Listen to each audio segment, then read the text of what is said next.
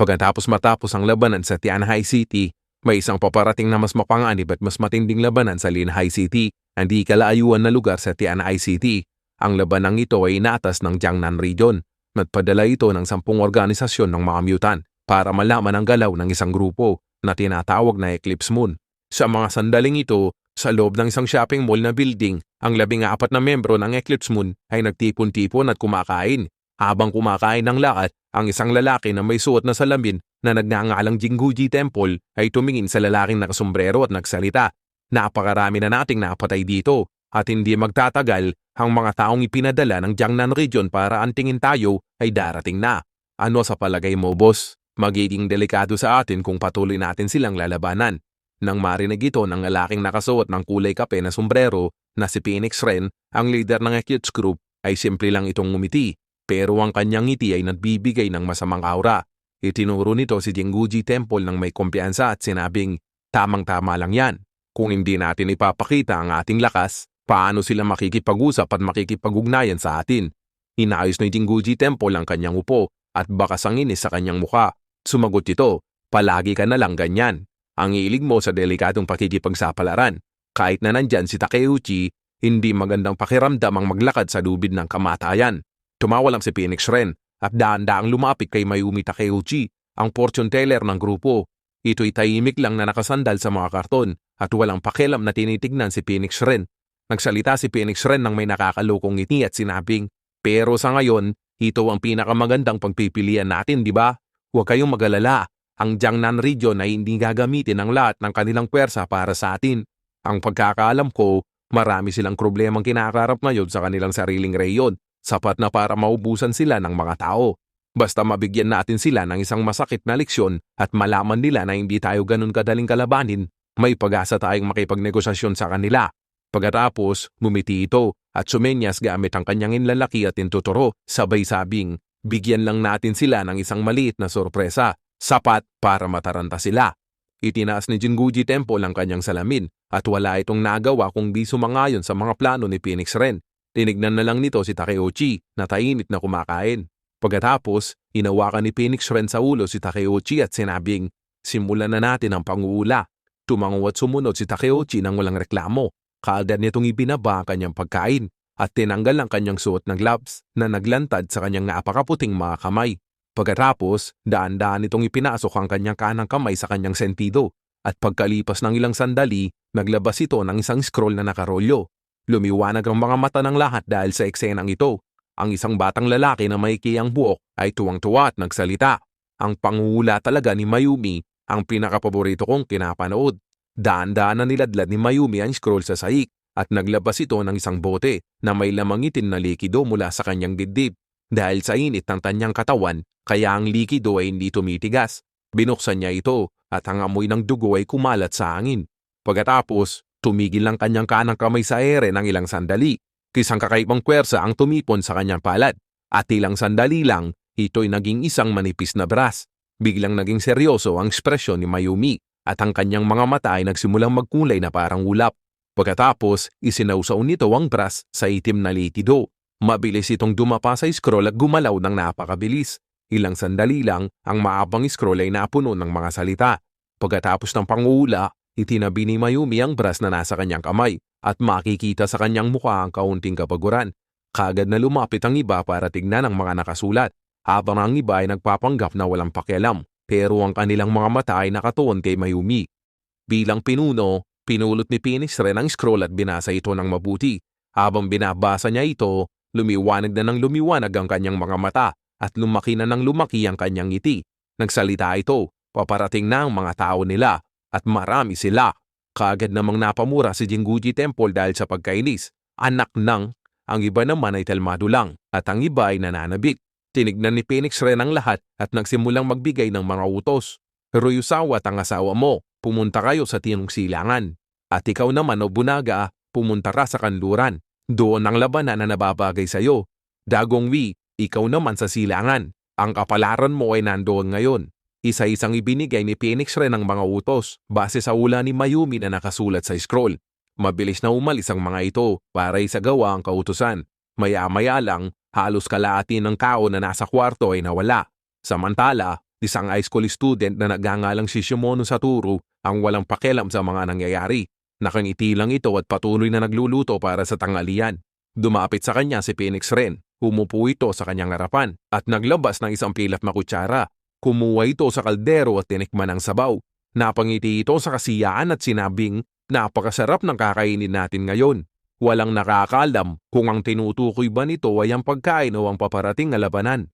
Samantala, kahit na ang mga tauhan ng Jiangnan Region na hindi pa dumarating, natukoy na nila ang lugar kung saan naroon ang eclipse moon sa pamamagitan ng satellite positioning.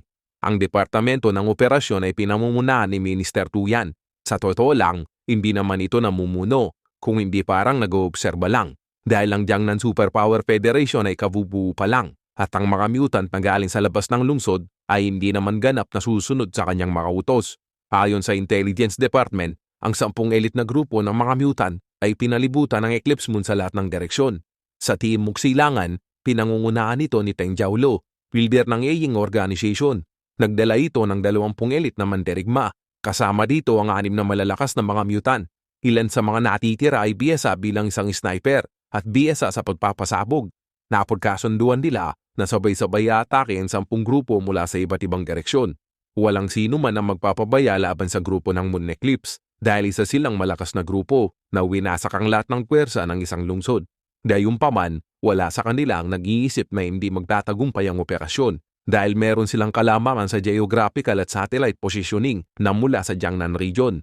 Samantalang ang mga kalaban ay hindi kabisado ang lugar at kaunti lamang ang bilang ng mga ito. Kaya matapang at kumpiyansang umakbang pasulong sa gitna ng niebe ang mga mutant na grupo. Maingat silang umaabante habang nag-uusap-usap ang ibang mga puwersa sa pamamagitan ng communication device. Nagsalita si Jiaolo, maging alerto kayo at huwag maliitin ang mga kalaban. At hanggat maaari, huwag kayong kumilos ng mag-isa. Pero nang mag-uutos na sana ito para mapadala ng tao para obserbahan muna ang paligid, biglang naningkit ang mga mata nito. Isang figura ang lumitaw sa di kalayuan. Daan-daan itong naglalakad sa niebe. May kaabaan ang buhok nito at nakasuot ng itim na damit na panlaban. Isang tao lang, sambit ni Peng Jiaolo. Inutusan nito kaagad ang kanyang mga tauhan na umanda sa labanan. Kaya lang, bago pa ito matapos, isang matining na tunog ng kuryente ang umalingaw-ngaw sa kanyang tenga. Nakita nito ang lalaki na nakatayo ng ilang daang metro. Ang kanyang kaliwang kamay ay nasa loob ng kanyang bulsa. Itinaas nito ang kanyang kanang kamay habang hawak ng isang barya na nakapatong sa gitna ng tanyangin lalaki at intuturo. Pagkatapos, biglang lumabas sa kanyang katawan ang maliwanag na puting kidlat at sa isang iglap, sumipat ang barya ng napakabilis. Bang! Butas kaagad ang katawan ng isang tauhan ni Peng Jiaolo. Ang mga mata nito ay hindi makapaniwala at walang buhay na bumagsak sa niebe. Hindi makapaniwala si Peng Jiaolo sa nangyari. Sa isip nito, mag-isa lang ito, pero ang lakas ng loob nito na kusang-unang umatake. Hindi ba't kami dapat ang makakaso at ang lalaki nito ang aming biktima? Kahit na mabait si Peng Jiaolo, hindi nito matatanggap na mamamatay ang kanyang mga tauhan sa kanyang harapan. Nagliyab ito sa galit at sumigaw, "Sumpain kayong mga diyon, papatayin kita." Kasabay nito, nagsimulang lumaki at mamaga ang kanyang mga kalamnan at may gintong liwanag na pumalot sa kanyang buong katawan. Bigla itong nagbago sa isang golden Buddha na tumaas at tumabot sa mahigit na 4 na metro. Kahit na nabigla ang mga ito, malinaw pa rin na sila ang may kalamakan pagdating sa bilang. At saka, si Peng Jiaolo ay isang Delta class mutant, kaya ang mga tauhan nito ay hindi natatakot kay Paksawa na mag-isa lang. Naganda na ang mga ito at inactivate ang kani-kanilang mga kapangyarihan. Kaya lang, bago pa makaatake ang mga ito, isang maimik at matandang tunog ang kumalot sa kapaligiran. Ang tunog ay mababa pero malalim at parang katulad dito ng isang flauta. Ang musika ay dumadaloy sa mga konkretong gusali ng lungsod. Habang naririnig ito ng AM group, ang kanilang mga paningin ay pumaluktot sa kakaibang paraan. Ang liwanag ay nagsimulang maging magulo na parang nag-aalu-halo ang intimapilan na makukulay na paru-paro. Nahilo ang mga ito at hindi nila alam kung saan nilalagay ang kanilang mga paha at kamay. Sumigaw si Peng Jiaolo, isa itong psychic na kapangyarihan. Takpan nyo ang mga tenga nyo. Pero nang sandaling tumunog ang musika, nagtaas na ng kamay si Takisawa na may 8 barya sa pagitan ng kanyang mga taliri. Inasinta nito si Peng Jiaolo at ang kanyang mga tauhan at pinakawalan nito ang mga barya. Ang kanyang super electronic magnetic gun na atake ay gumawa ng sigyab na kidlat sa hangin at ang daloy ng kuryente na sinusundan ng mga barya ay nagiwan ng 8 bakas na kulay tilak na kidlat sa hangin. Samantala, sa kanlurang bahagi ng Linhai City, inapakinggan ni Lee Chanlong, leader ng Yunsu City Organization, ang communication device. Inatake ang mga mutant ng ANCT. Napakamalas naman nila. Tutulungan ba natin sila? Tanong ng isa sa communication channel. Tumahimik ang usapan ng ilang sandali.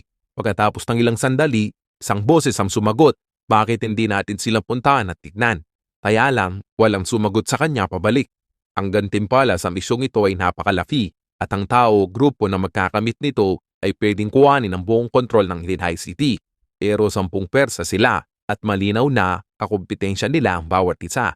Kung ang grupo ni Peng Chaolo ay magawang labanan ng Eclipse Group hanggang tamatayan at maubos ang ibang lakas ng grupo, ito ay makakabuti sa lahat. Habang naghihintay si Lee Chanlong at ang kanyang grupo sa isang lugar at nag-aalinlangan kung tutulungan sina Peng Chaolo, may biglang isang malakas na tunog mula sa itaas ang bumasak sa katahimikan. Tinignan nitong mabuti ni Lee Chanlong at nakita nito ang isang madilim na anino na bumabagsak mula sa itaas ng mga palapag papunta sa kanilang pinagkataguan.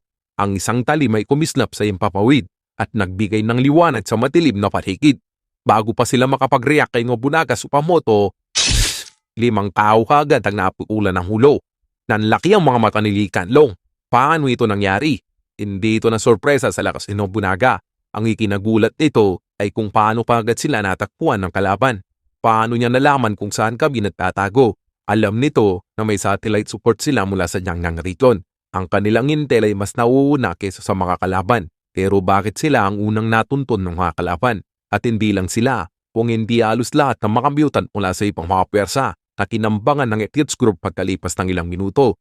Malinaw nga nagtatago sila sa isang ligtas na lugar at naghihintay lang ng signal para sabay-sabay na umatake. Pero bawat takbang na ginagawa nila ay parang nakikita ng kalaban. Samantala, sa Operation Command Center ng Yangnam Region, gulat na nakatitig sa sprint si Commander Puyon Lai. Nakikita nito ang mga eksena sa pamamagitan ng mga communicators na dala ng 10 organisasyon ng lungsod. Kahit ito ay hindi makapaniwala na madali silang matatalo. Paano ito nangyari? Sambit ni Puyon Lai. May nakaalam ba ng mga mensahe? Pero kagad din nitong tinanggal ang suspetsang ito. Sa isip nito, imposible. Ang tanging nakakaalam ng napanilang mga eksaktong lokasyon ay ang headquarters na ito. Tinignan nito ang buong operation center at inobserba ng lahat ng mga tauhan.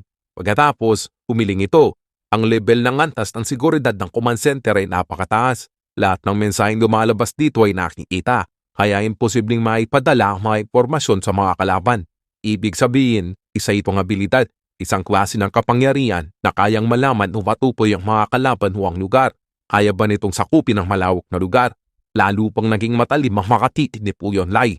Bigla nitong naramdaman na ang insidenteng ito ay simula ng isang delikatong labanan.